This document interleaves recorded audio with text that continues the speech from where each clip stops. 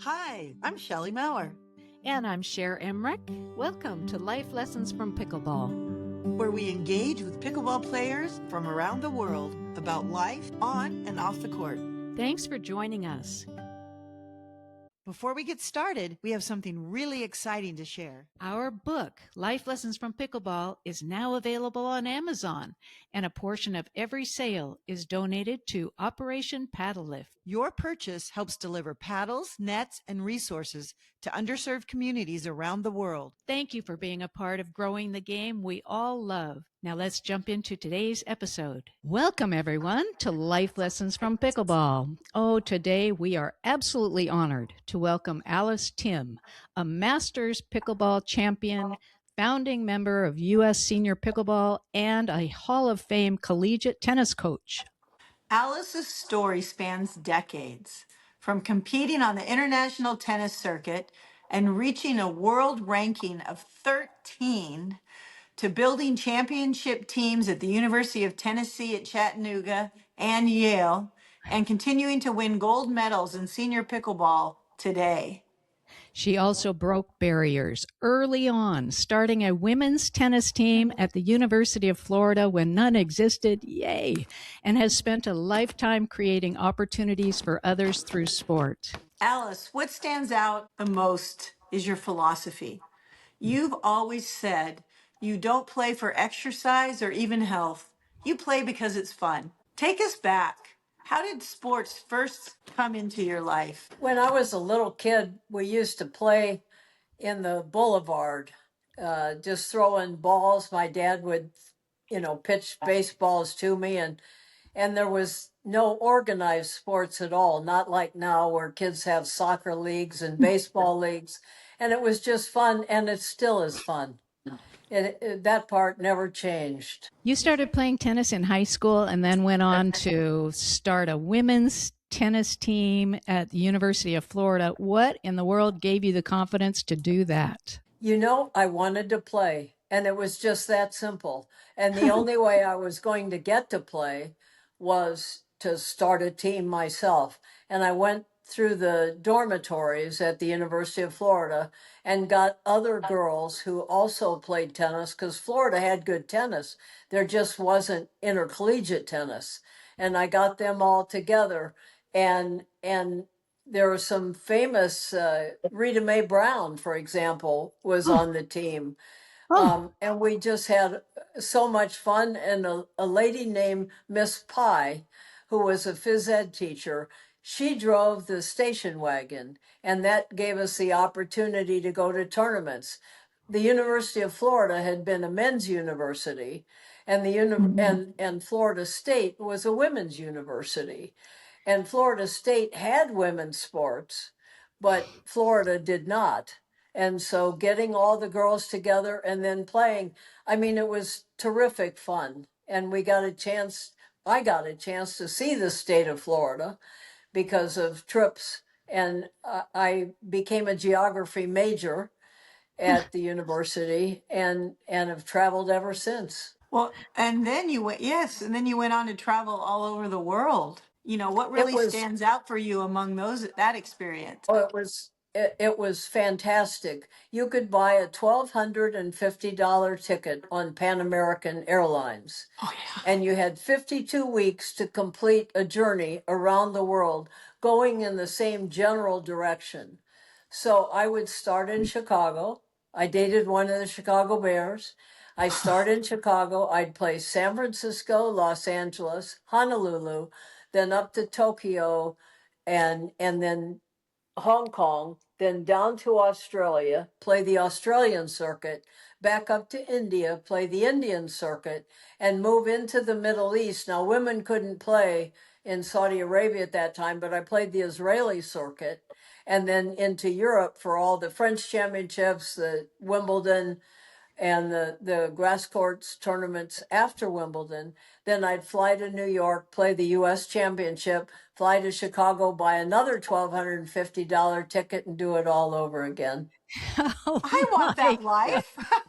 And in between, we'd play the African circuit and the South American circuit, depending on the timing where you would play. I mean, it was a fabulous opportunity to see the world and see them with friends. I mean, they're still my friends today, and that was 50 years ago or 60 years ago. Oh my gosh. I can't even imagine the jet lag you must have been playing with all that travel that you You did you know what have enough this? days? Well, there's a secret for jet lag, and it's sunshine. As soon Oh, as you get off the plane, you get in the sun, and that reorients your biological or body clock or whatever. And tennis was perfect for that because then everybody'd want to practice, and then wherever you were on time. good tip. Very good tip. It still works. I just Well, got back from Abu Dhabi, really? and Playing, it was just fabulous. It was a 13-hour flight, so you had those time changes. how many times did you do your circuit? Oh gosh. I started while I was in college, and of course then I didn't have the 52 weeks to do it. And then Mhm. after graduate school, I did it for 4 straight years, partially during college. What was your graduate studies? Uh, Actually, it was ag economics. Oh, I'll be darned. So I That, was interested with geology, geography, and ag economics. And now I wow. run a horse farm. Now you're on a horse farm. Of So course you it do, was Alice. good preparation. I just have a couple, they've kind of retired and I've kind of retired, and we look at each other and, you know, You're they're kind funny. of lawn ornaments. I like the way you've retired, Alice. You're as busy as ever. If Yeah, you want to get something done, you got to do it yourself. it's Yeah. I so mean, true. it is absolutely the secret. And that's the secret of women's athletics. If women want it, they've got to do it themselves. And they sure have. I mean, look And at all the fabulous women athletes now that we have. And when you yes, think that when I grew up, they never had that opportunity. incredible. Yeah, It's just it's hard to amazing. even fathom the mindset from way back then. I guess it still exists on many levels, and I know it exists in many levels, and that's just so curious to me. I mean, there were some really wonderful stories, and one of the things that I try to tell my grandkids, the women who were the good little girls who accepted that they couldn't play, they could sit on the sidelines or be cheerleaders. Those women now, some of them are bitter because they didn't have opportunities. But the Mhm. people like me that fought and made trouble, um, Made good we're trouble. not bitter. We're happy Right. and ready to do it again. I'm fighting this battle now for old people because, like, in pickleball, it used to be that the oldest category was 65. So we got up a petition, and now the 70s are really strong. And Yeah. now we've got to get the 80s. 80s are the new 70s. And we've Mm-hmm. got to get all the 80s to come out and play and participate in tournaments. But and the USAP has to provide that opportunity. And the executive director of the USSP, the senior pickleball, he promised me that next year he'd have 85s. So, Tony, I'm coming after you. We're having them. And we are witnesses. We are witnesses. Absolutely. Well, Absolutely. And I mean, it's wonderful because they're very supportive. And now we've got to show them that we will deliver. yeah. Well, now that you brought up pickleball, Alice, tell us when did you first start playing pickleball? How was it introduced into your life? I can't even remember. I was playing badminton and they dropped the nets. And so then, I was at the rec center, and I still love badminton. But when the pickleball nets came, then I played pickleball. I don't even remember when it was. And at But what point? Washington, you guys live where they started it. Yes, we Yes, we do. do. Yeah. And I mean, that's fantastic. I went out there and played on those courts. I mean, it's wonderful what they did. In our Yeah. case, we were just following what you guys did. Yeah, boy, the whole world is following what they did here to get it started. What at what point? Because you were doing all these different sports. In fact, you were a coach in tennis, and you had your own business. And then, at what point did pickleball kind of take over, or has it taken over? Oh, it hasn't. But I mean, it's just one more fun thing to do. And as far as the coaching goes, I mean, I loved coaching. It was You too. really fun.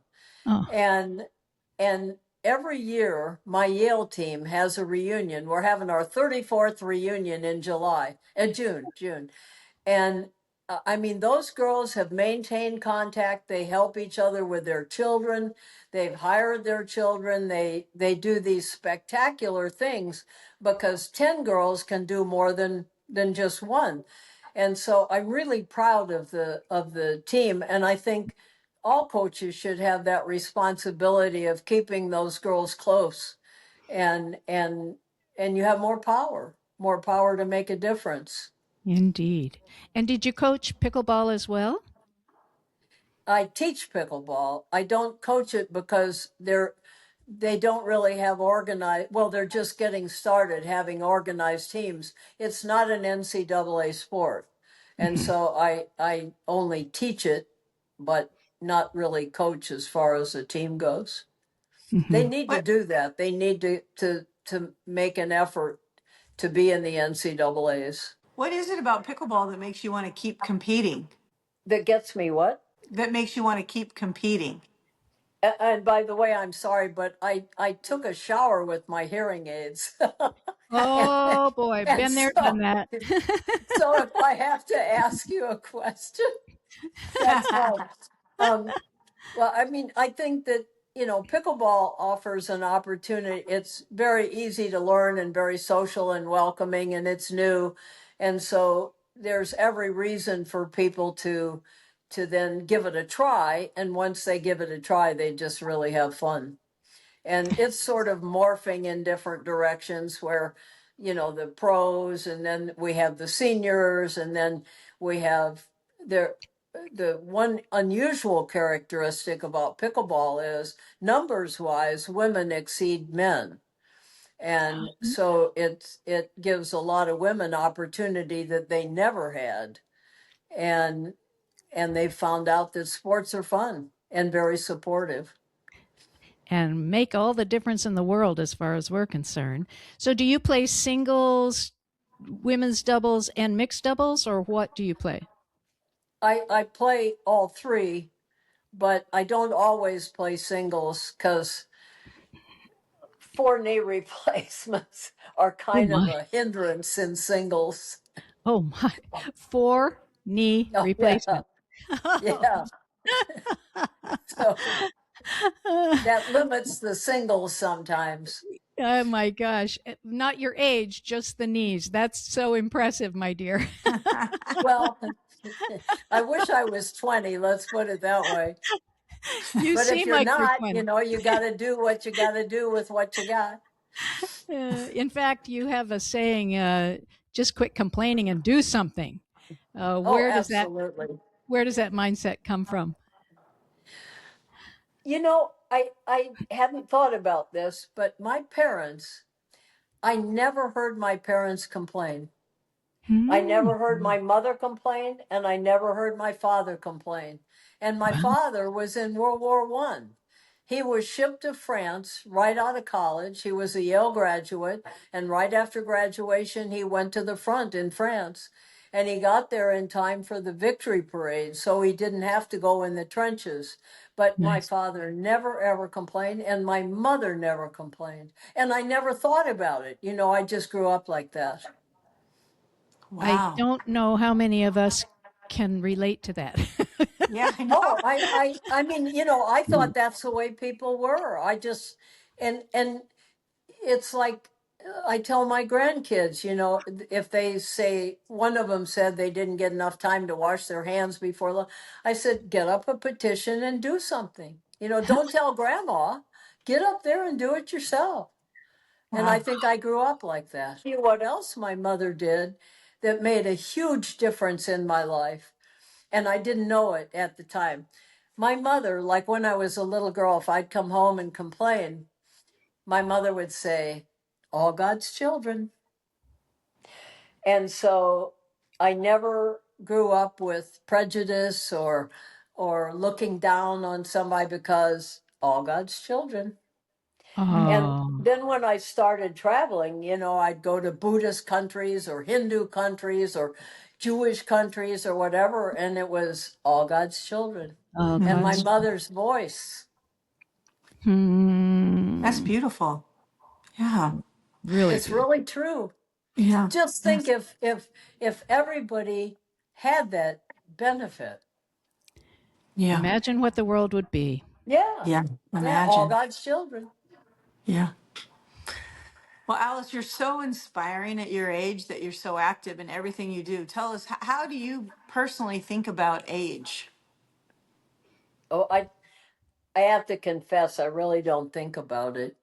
Even I better. Oh, mean, I mean, yeah, I'm that's great. fighting for these categories, but I mean, it you're still in control of your life. And when I grew up, I loved classical archaeology, and I was a big fan of Alexander the Great.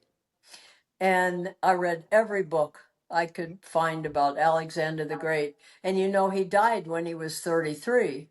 Oh, And think of what he accomplished. He went all the way to India from Greece, and he beat the Persians. He did all this success. So I thought, I better do everything I can do until I'm 33, because I thought I'd die when he died. And then oh, I didn't die. And so now I'm still thinking, I better get to India again, and still thinking I better make good on every day. oh my gosh. In fact, isn't pickleball, are you going all around the world with pickleball too? Well, I'm trying to get pickleball to go around the world. I started the Bainbridge Cup, which was terrific. Bainbridge Island, the Bainbridge Cup was named after Bainbridge Island. And we went to Italy. We had wonderful success in Italy and Germany. Ireland was fabulous.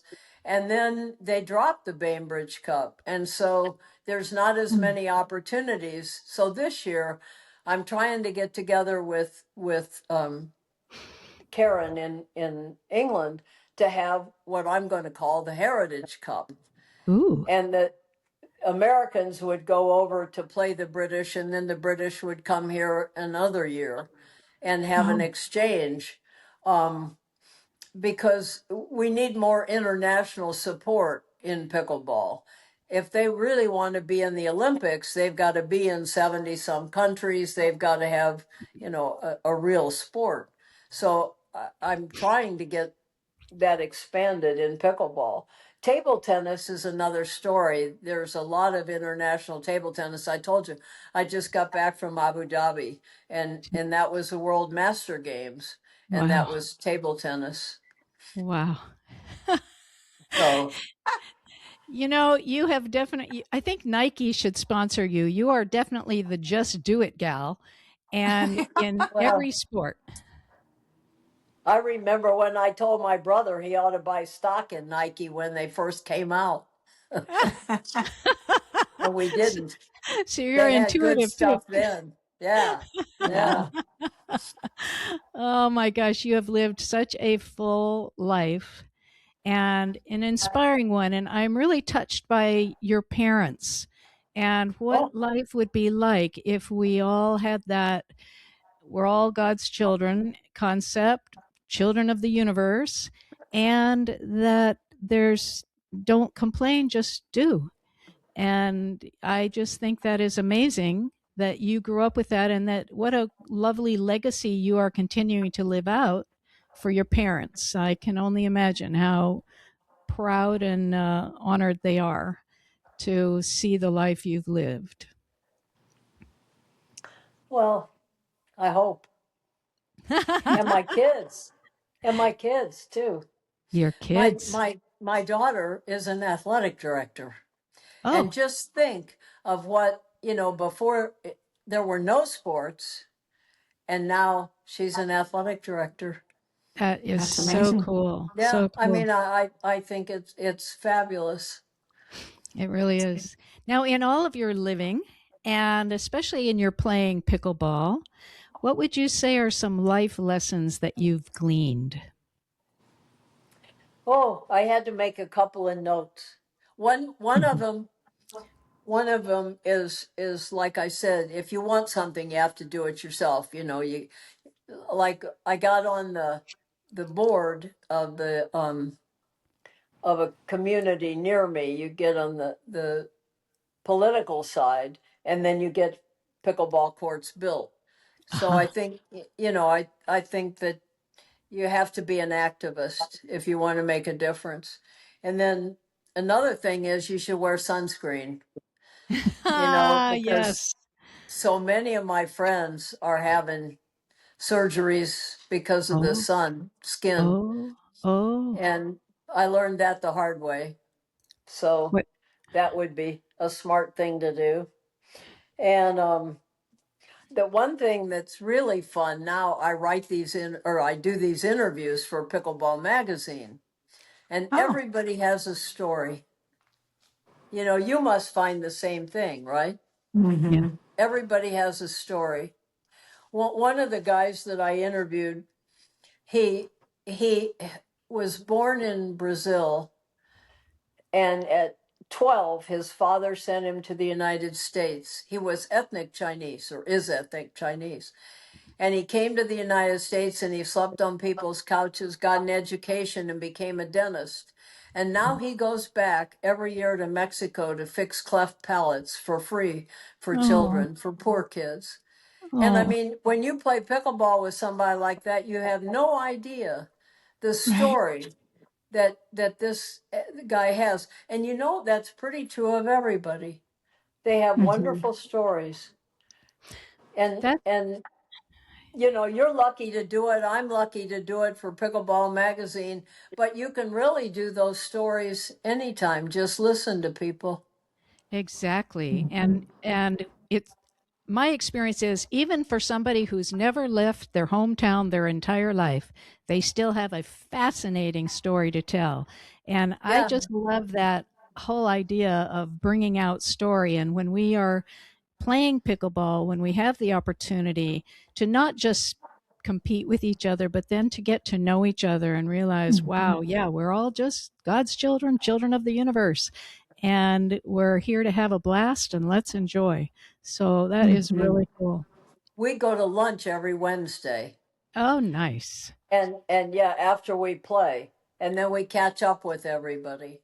And That my is, job is to make sure nobody ever eats alone. Like at oh, tournaments, when we have our Tennessee State tournament, to make sure that nobody eats alone. And Oh, and that's one of the really good things about pickleball, because people do it. We always have fun. exactly. always. So, how can people follow you and find you online? Obviously, through the Oh, I Pickleball don't know. magazine. I Well, don't you do all that. I no, can but you barely use my phone. but your article Oh, oh, I write by hand. but you write for the Pickleball magazine. Oh yes, I love it. And actually, with when I played tennis, the first year on the circuit, that's how I paid my way around the circuit, was writing. I'll be darned. So I mean, you can find a way, and then it helped because then I learned to sort of do it, and I enjoy it. So there's another example of just doing it. And so, what It's would you true. say? What do you say to people who might be thinking, "I'm a little beyond, and it's a little too late to start something new"? What would you say? Oh, I mean, what are they thinking? That's crazy.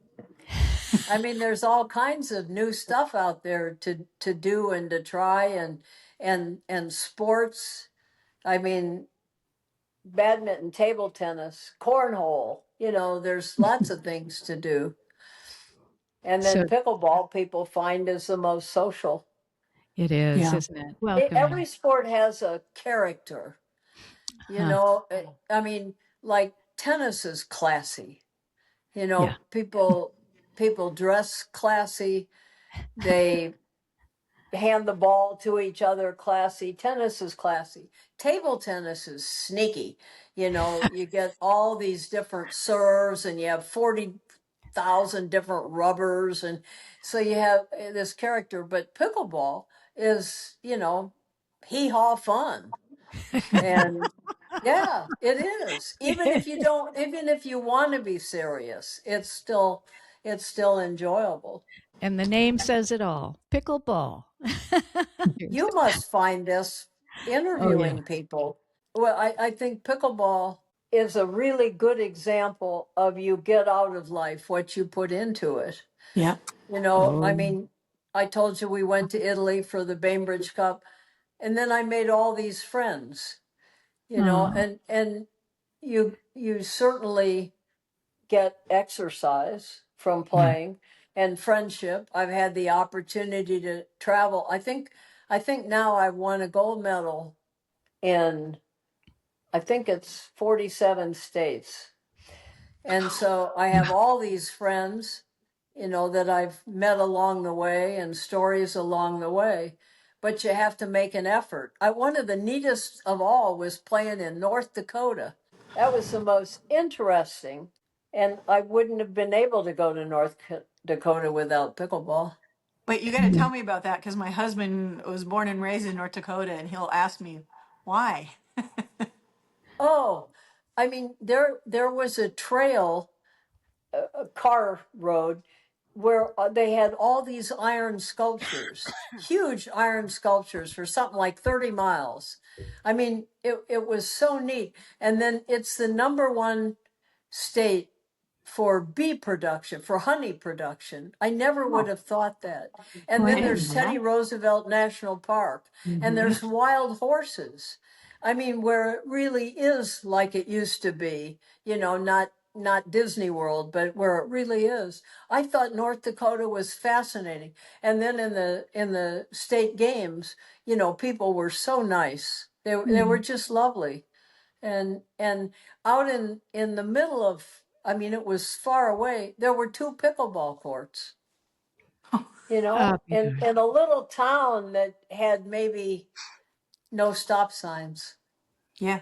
That's where he grew up, in a town with no stop signs. Yeah. Well, there, and you know, I live in one. We have one stop sign. I live in a town with one stop sign. I mean, it's the best way to live. And he must be a very real person if he's He from is. North Dakota. Yeah, he is. He absolutely is. He is the heart. Yes, he is an Yeah. amazing guy. Yeah. Well, and so are you, Alice. What a treat to have you as a guest today and to share your stories. And we really appreciate it. You've inspired us.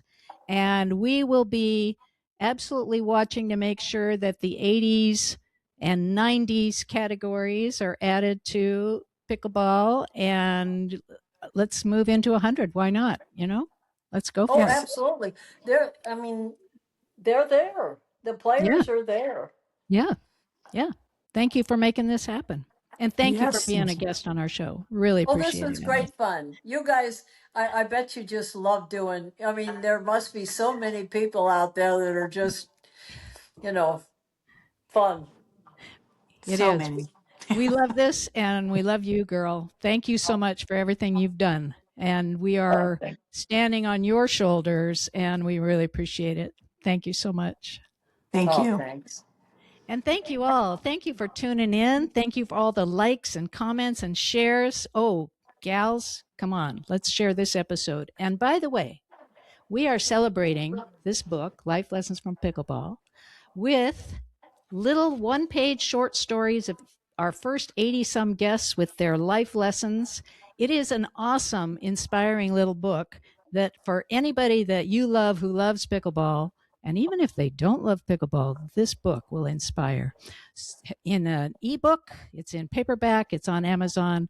Hope you enjoy it and share it. And thank you all again. We look forward to a new conversation next week. Bye bye. Bye bye.